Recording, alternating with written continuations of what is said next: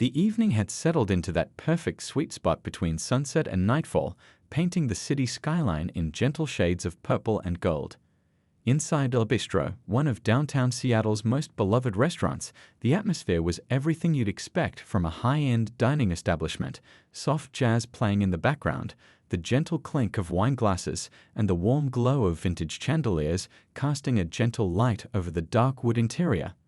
At a corner table near the window, a man in his early 40s sat alone, his hospital ID badge still clipped to his belt, a small detail he'd forgotten to remove after his long day at work.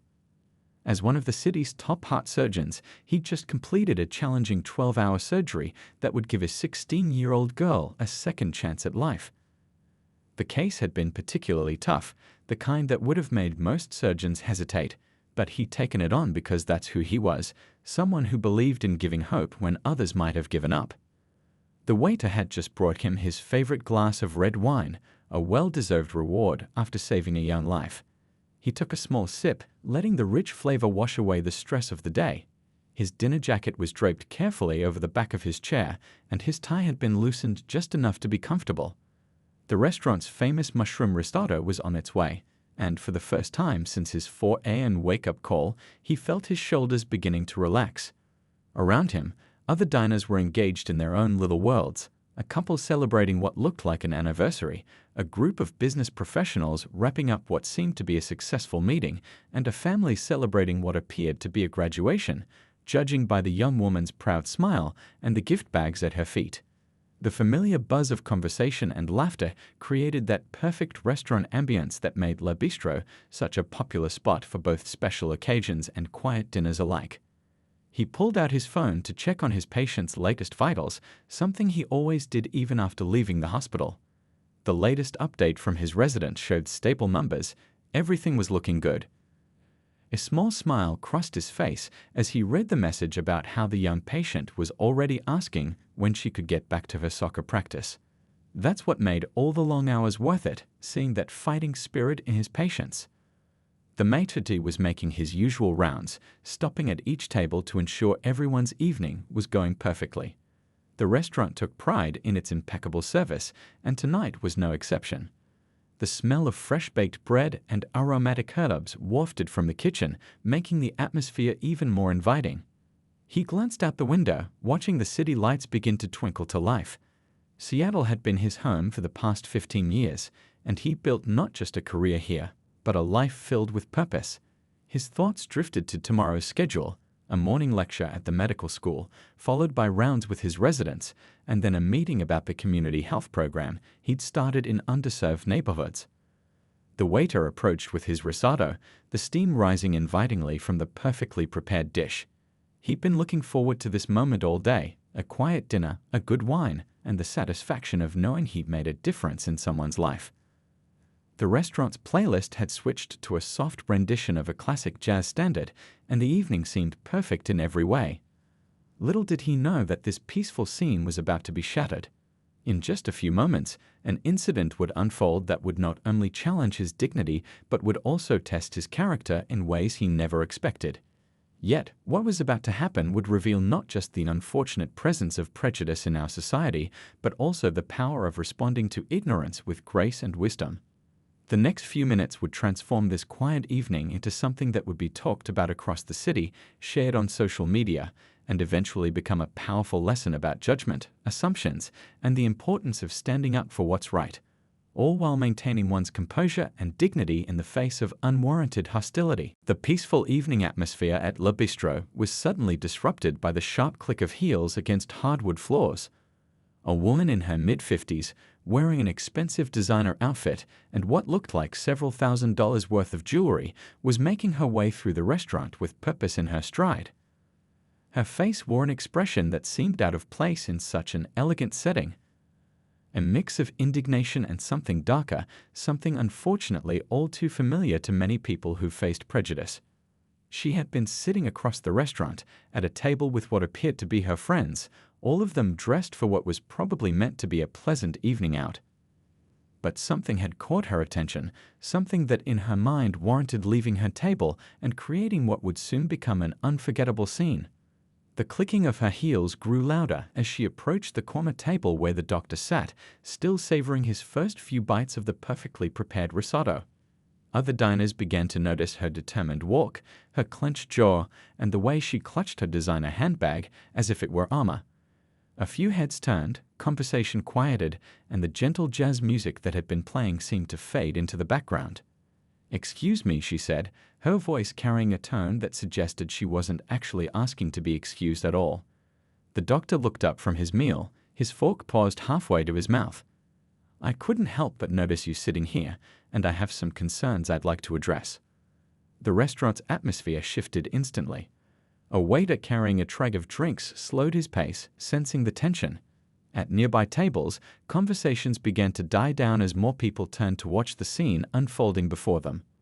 "This is a very exclusive establishment," she continued, her voice growing louder with each word.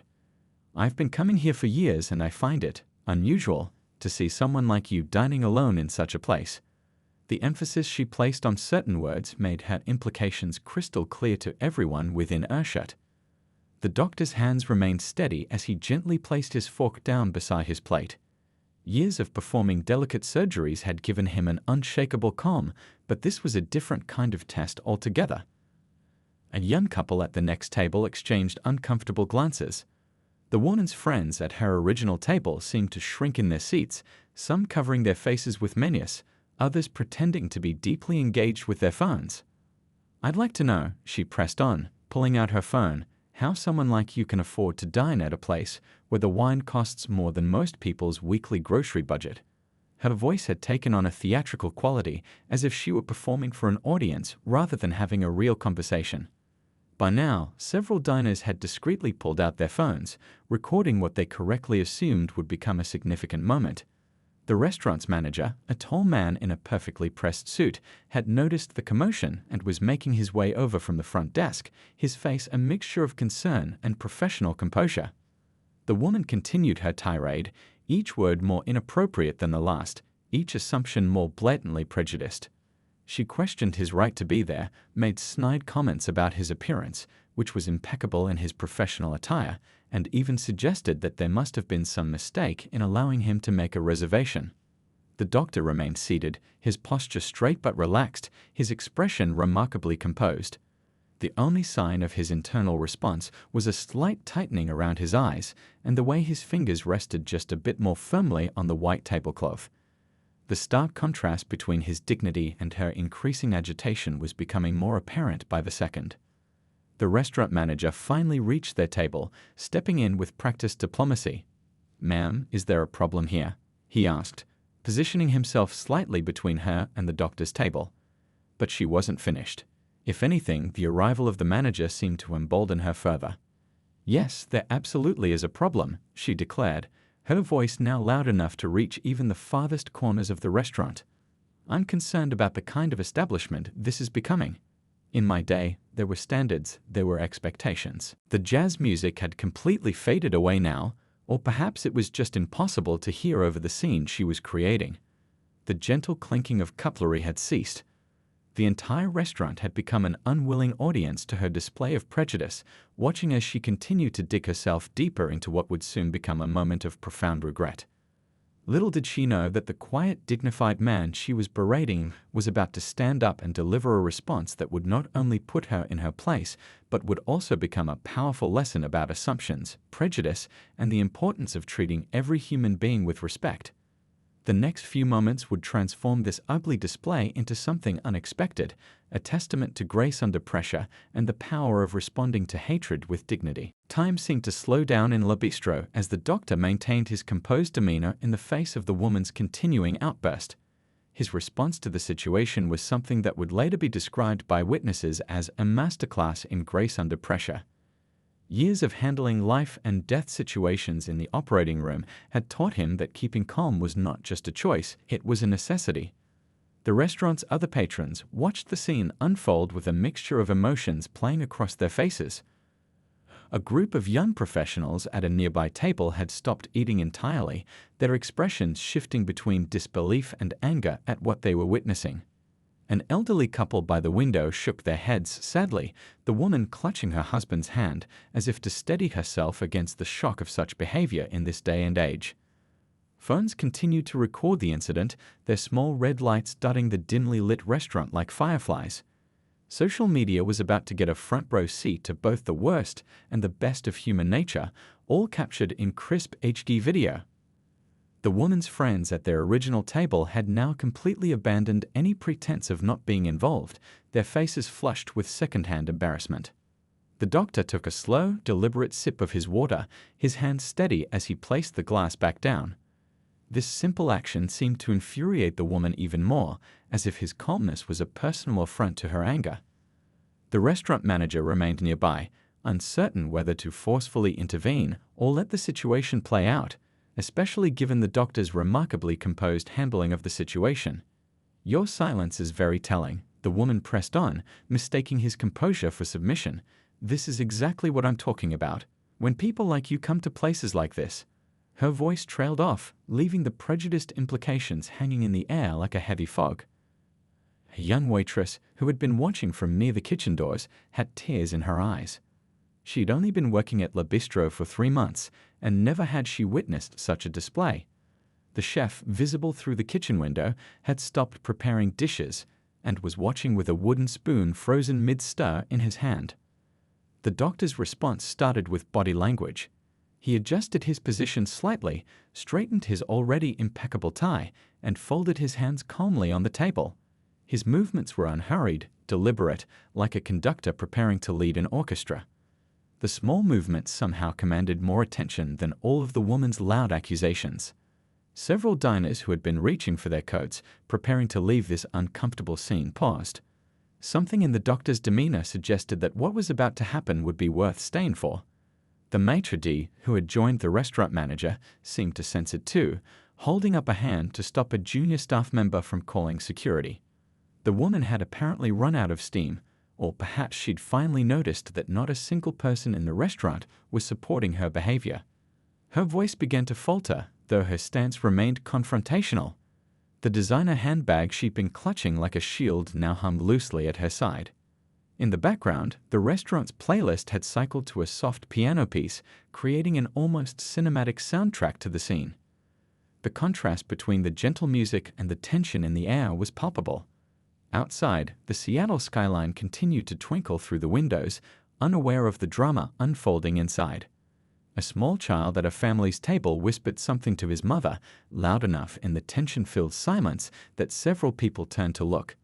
"Mommy, why is that lady being so mean?"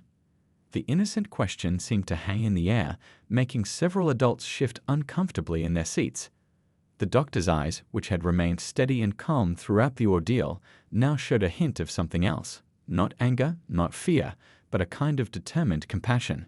It was the look of someone who had seen this before, someone who understood that this moment could be more than just another ugly incident. It could be a teaching moment, a chance to transform ignorance into understanding. As he prepared to respond, the atmosphere in the restaurant shifted yet again. Everyone seemed to lean forward slightly, anticipating what would come next.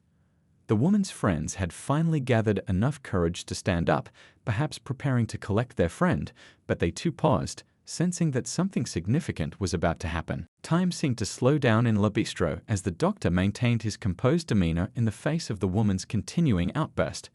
His response to the situation was something that would later be described by witnesses as a masterclass in grace under pressure. Years of handling life and death situations in the operating room had taught him that keeping calm was not just a choice, it was a necessity. The restaurant's other patrons watched the scene unfold with a mixture of emotions playing across their faces. A group of young professionals at a nearby table had stopped eating entirely, their expressions shifting between disbelief and anger at what they were witnessing. An elderly couple by the window shook their heads sadly, the woman clutching her husband's hand as if to steady herself against the shock of such behavior in this day and age. Phones continued to record the incident, their small red lights dotting the dimly lit restaurant like fireflies. Social media was about to get a front row seat to both the worst and the best of human nature, all captured in crisp HD video. The woman's friends at their original table had now completely abandoned any pretense of not being involved, their faces flushed with second-hand embarrassment. The doctor took a slow, deliberate sip of his water, his hand steady as he placed the glass back down.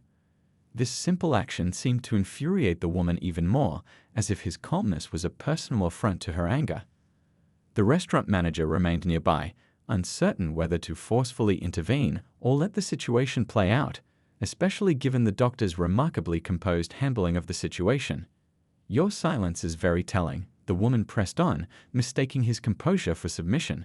"This is exactly what I'm talking about. When people like you come to places like this." Her voice trailed off, leaving the prejudiced implications hanging in the air like a heavy fog.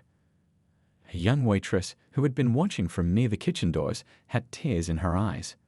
She'd only been working at Le Bistro for 3 months, and never had she witnessed such a display. The chef, visible through the kitchen window, had stopped preparing dishes and was watching with a wooden spoon frozen mid-stir in his hand.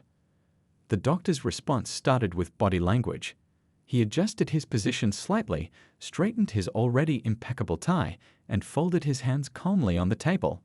His movements were unhurried, deliberate, like a conductor preparing to lead an orchestra. The small movements somehow commanded more attention than all of the woman's loud accusations.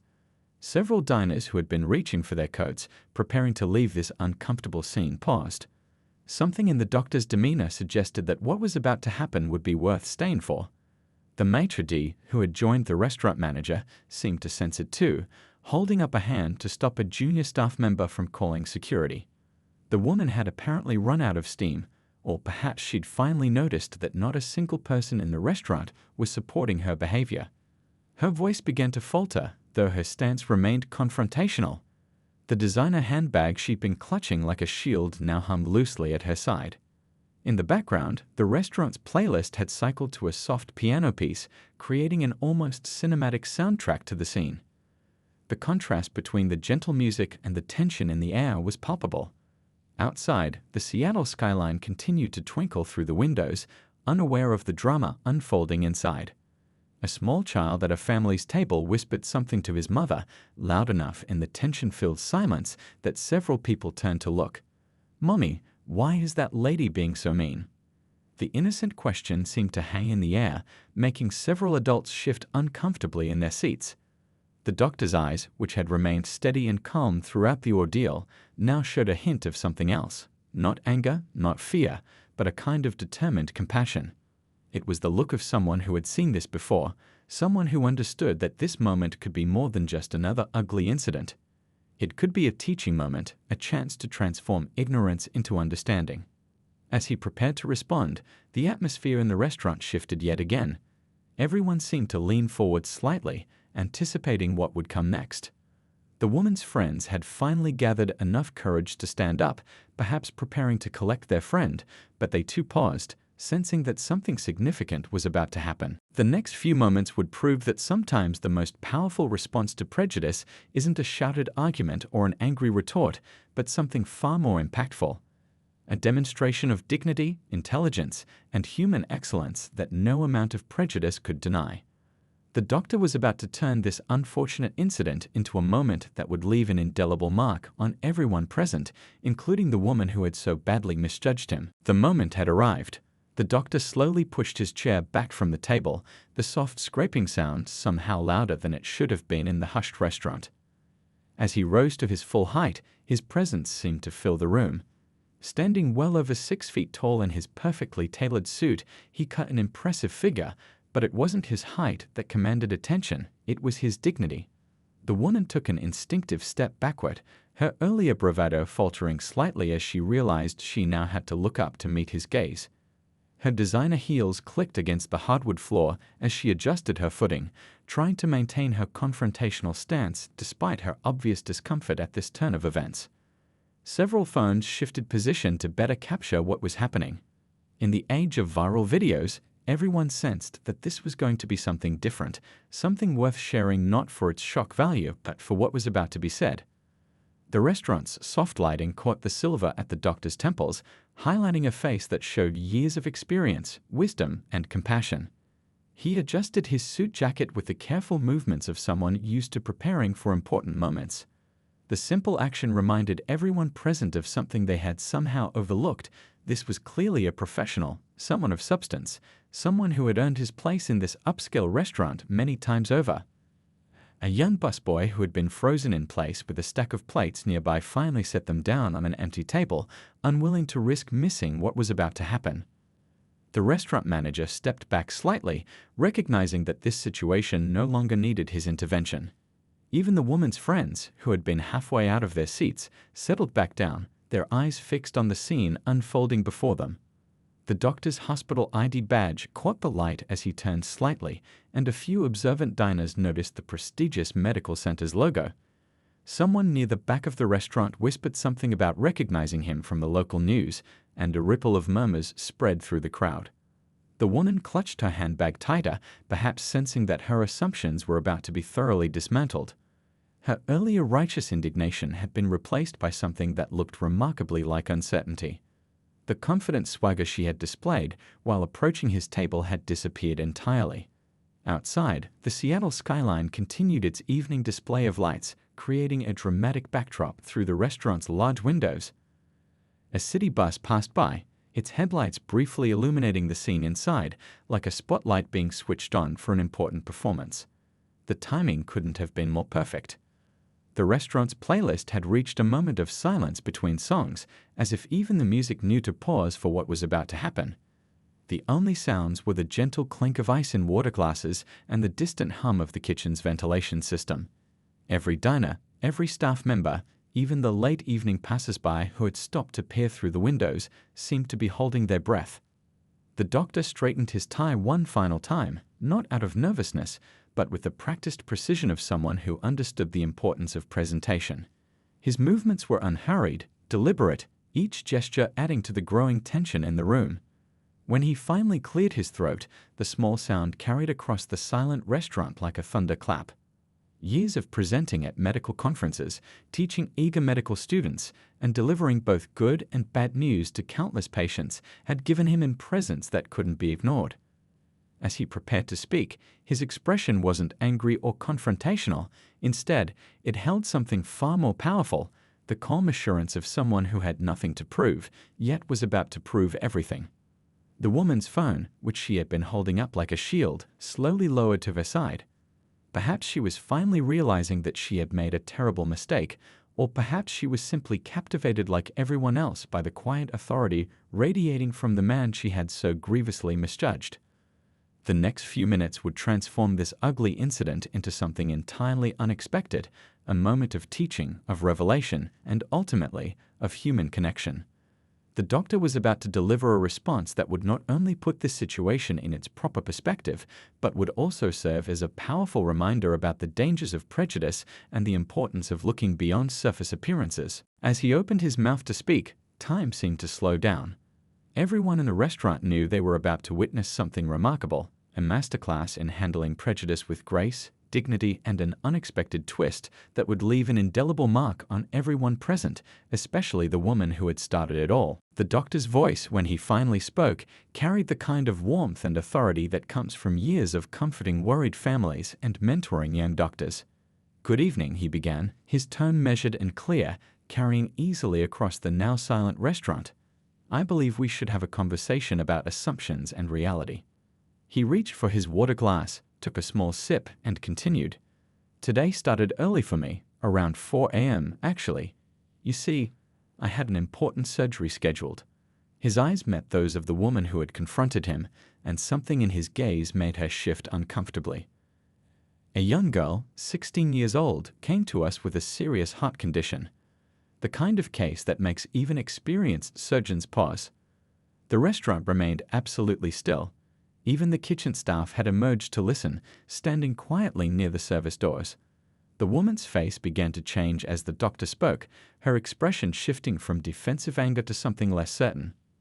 "This young girl," he continued, "had been told by several other hospitals that her case was too risky. But I saw something in her eyes when she talked about her dreams, how she wanted to become a teacher, how she loved playing soccer with her friends." He paused, letting his words sink in. She reminded me of why I chose this profession in the first place. A few diners dabbed at their eyes with napkins. The woman's hands had started to tremble slightly, though she likely didn't notice it herself. The doctor's hospital ID badge caught the light again as he shifted his weight, the words Chief of Cardiothoracic Surgery clearly visible to those nearby. The surgery took 12 hours, he went on, his voice taking on a gentle teaching tone. 12 hours of intense concentration, of making crucial decisions, of working with an incredible team to save a young life. And do you know what's remarkable? He looked around the restaurant, making eye contact with various diners. What's remarkable is that at no point during those 12 hours did anyone care about the color of my skin. They cared about my skills, my experience, and my dedication to saving lives. Someone in the back of the restaurant let out a quiet amen. The woman's friends at their table had their heads bowed, perhaps in shame, perhaps in prayer, perhaps both. The young waitress who had been crying earlier was now smiling through her tears. But here's where this evening becomes interesting, the doctor said, his voice taking on a note of what could only be described as compassionate irony. That young girl who needed surgery. I believe you know her. He paused, letting the weight of his words fill the room. She's your niece. The woman's face went pale, her designer bag slipping from her fingers and hitting the floor with a soft thud. Recognition dawned in her eyes as she finally made the connection.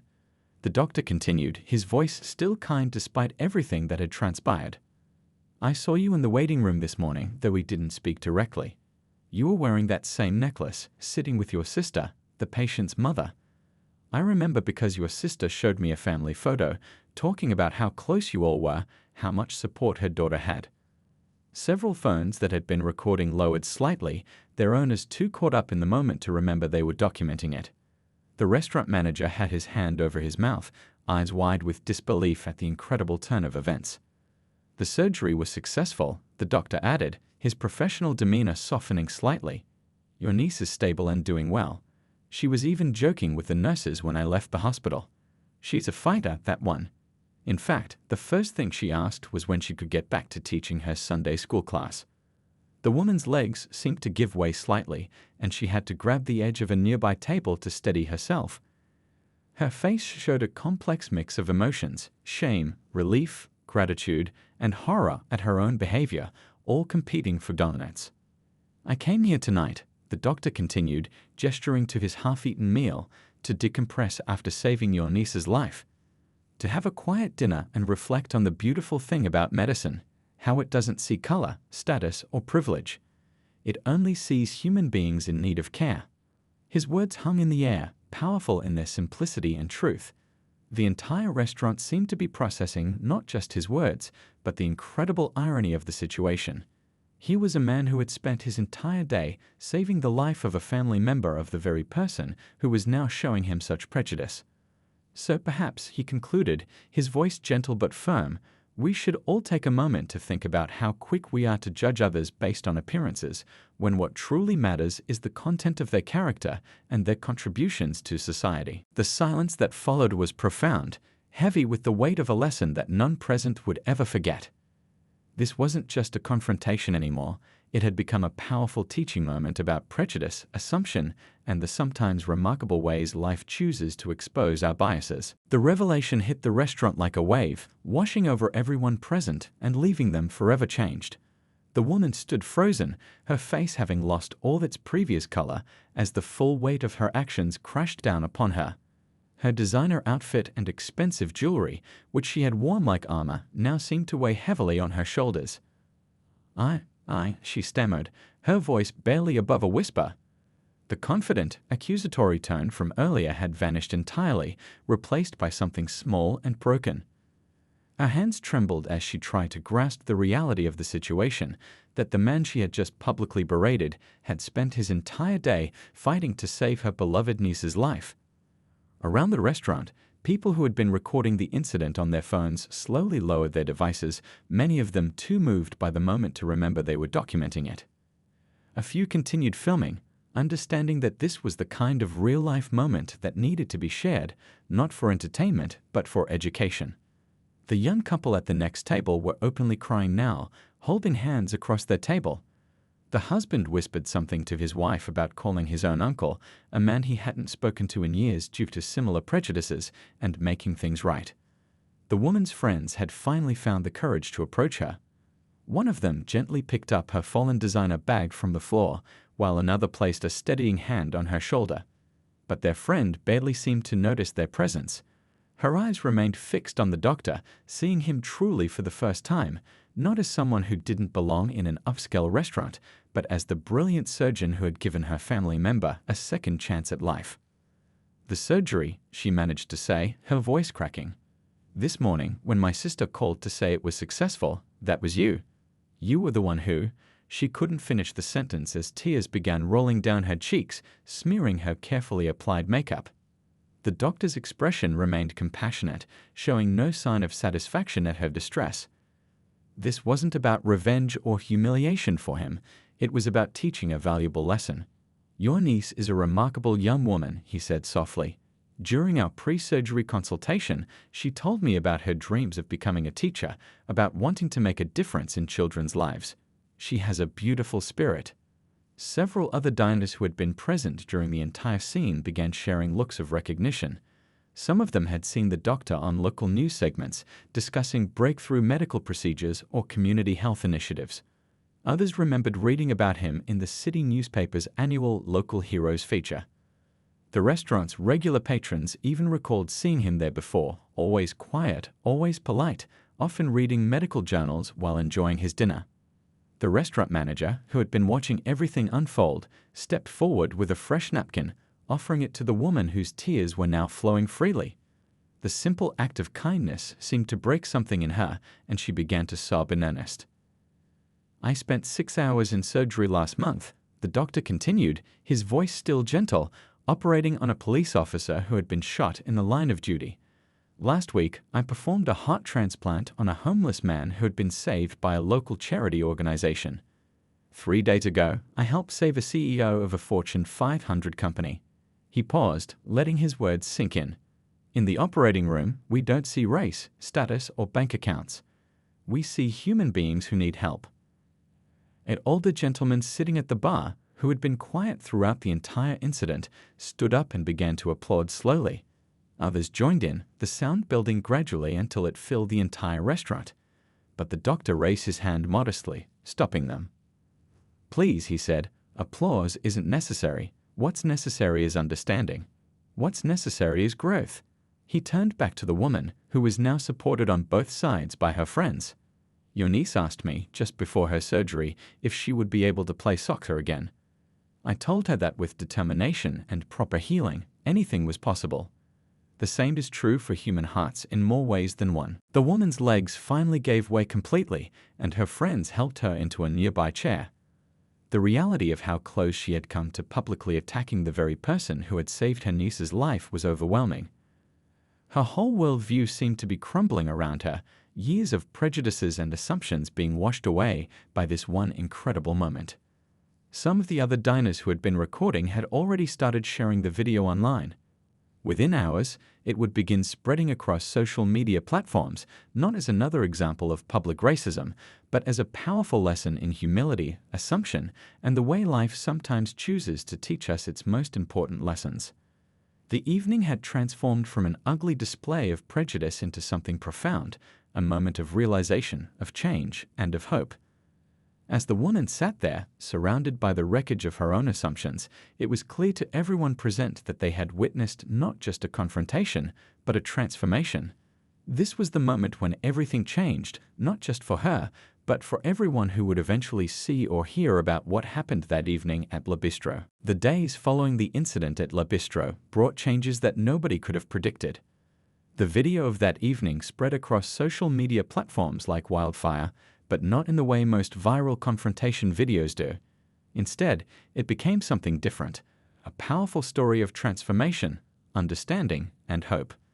Local news stations picked up the story, focusing not on the initial confrontation, but on what happened afterward. The doctor's calm response and the incredible revelation about saving the woman's niece touched people in a way that angry shouting matches never could. Comment sections, usually filled with negativity, overflowed with stories of people sharing their own moments of realization and change. The woman, still processing the profound impact of that evening, took an extraordinary step. She asked to meet with the doctor again, this time at the hospital where he worked. Walking through those halls, seeing him in his element, watching how staff and patients alike greeted him with respect and affection, she felt the last pieces of her old prejudices crumbling away. "I've spent the past few days thinking about everything," she told him during their meeting, her voice steady but humble. "About how I almost publicly attacked the person who had just saved my niece's life. About all the assumptions I've carried with me for years without ever questioning them." The doctor listened, just as he had that night at the restaurant, with the same patience and compassion that made him an excellent surgeon. His office walls were covered with thank you cards from patients of all backgrounds, each one telling a story of lives touched and changed. "My niece doesn't know what happened that night," she continued, wiping away tears. "But she keeps talking about how amazing her doctor was, how you made her feel safe and confident before the surgery. She says she wants to be like you when she grows up, not a surgeon, but someone who helps others without judgment." The incident sparked something larger than either of them could have anticipated. The doctor, who had always been involved in community outreach, found himself with an even larger platform to promote understanding and education. He started a program at the hospital called Beyond First Impressions, inviting students from local schools to learn about medical careers and the importance of looking past surface differences. The woman, transformed by her experience, became an unexpected ally in this effort. She began speaking at community events, sharing her story with brutal honesty. "I was the person you see in those viral videos," she would say, "the one people laugh at and condemn. But I'm also proof that people can change, that it's never too late to learn and grow." Local businesses, inspired by what happened at Le Bistro, started examining their own practices and biases. The restaurant itself became a symbol of transformation, with the manager incorporating the incident into their staff training. "We serve food here," he would tell new employees, "but we also serve humanity. Everyone who walks through those doors deserves respect." The young waitress who had witnessed everything that night went back to college, switching her major to pre-med. Years later, she would cite that evening as the moment she realized her true calling. Watching that doctor handle the situation with such grace, she would say in her medical school interview, "showed me what real strength looks like." Social media continued to share the story, but it evolved beyond the original video. People began sharing their own stories of change and redemption.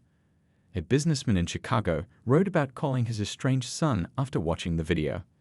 A teacher in Atlanta redesigned her entire curriculum to include lessons about prejudice and understanding. The doctor's niece made a full recovery, returning to her soccer team and her dreams of teaching. She never learned about the confrontation at the restaurant, but she did notice how her aunt changed, becoming more open, more kind, more willing to question her own assumptions. The monthly family dinners became more diverse, with new friends from all walks of life joining their table. 1 year after the incident, the doctor was giving a speech at a medical conference about patient care and human dignity. He didn't mention the restaurant incident directly, but his message was clear. In medicine, we learn to look deeper than the surface. A patient isn't just their symptoms, just like a person isn't just what we see at first glance. True healing, whether of bodies or societies, begins with seeing the humanity in everyone. The woman attended that conference, sitting quietly in the back. She wasn't the same person who had stormed through Le Bistro that night. The designer clothes and expensive jewelry were gone, replaced by a simple outfit and a volunteer badge from the hospital, where she now spent her free time helping families of patients in the cardiac ward. As the evening ended, she watched the doctor speaking with young medical students, sharing his knowledge and experience with the next generation. One of them asked him about handling difficult situations with patients and their families. His response summed up everything that had changed since that night at the restaurant. "Every person who walks through these doors has a story. Our job isn't just to treat their illness, it's to see their humanity even when they might not be showing us their best selves." The story of what happened that night at Le Bistro continues to be shared, not as a moment of shame, but as a testament to the possibility of change. It serves as a reminder that sometimes the most powerful response to prejudice isn't anger or revenge, but the kind of grace that transforms not just one person, but an entire community.